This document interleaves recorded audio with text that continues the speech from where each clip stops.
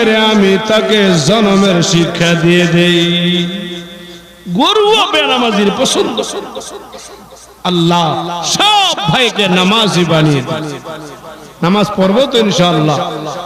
কে কে 5 ওয়াক্ত নামাজ পড়বেন হাত তোলেন। আল্লাহুম্মা আমিন। আর জোরে কোন আমিন। হাত নামান। শেষ বয়ান শেষ। অল্প সময় একটু বাপ মার ওয়াজ করি, মাত্র 10 মিনিট। কয় মিনিট? আর জোরে কোন কয় মিনিট?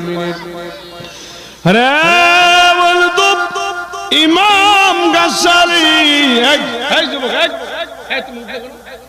হ্যাঁ উঠলে কেন? উঠলে কেন? অনেক যুবক আছে বাপ মারে ধমক দেয়। হ্যাঁ কথা বল না কেন? তুমি ওয়াজ যদি করতেছি এখন, যারা বাপ মার মনে কষ্ট দেয় ধমক দাও, ঠিক কিনা কোন? একটা লোক উঠবেন না।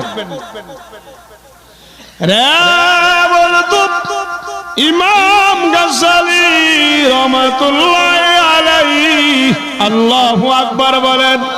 বন্ধুরে ইমাম গাজ্জালি রাহমাতুল্লাহি আলাইহি রাত 2টা বাজে ডাক দিত, ও আমার সন্তান আমার কাছে আসুনি। মা বলতো চোখে দেখতো না। আল্লাহু আকবার বলেন।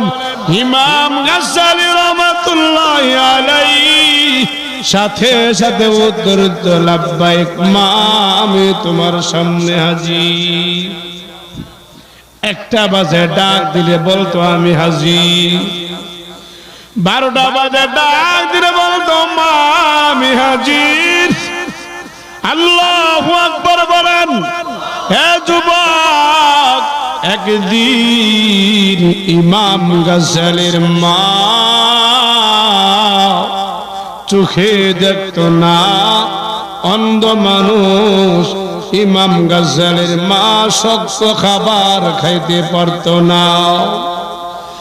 রে বলতো ইমাম গাজ্জালির মা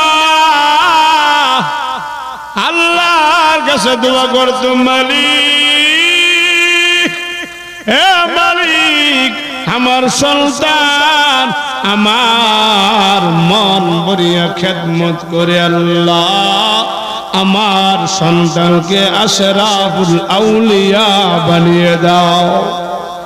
মায়ের দোয়ার কারণে ইমাম গাজ্জালি হয়েছে।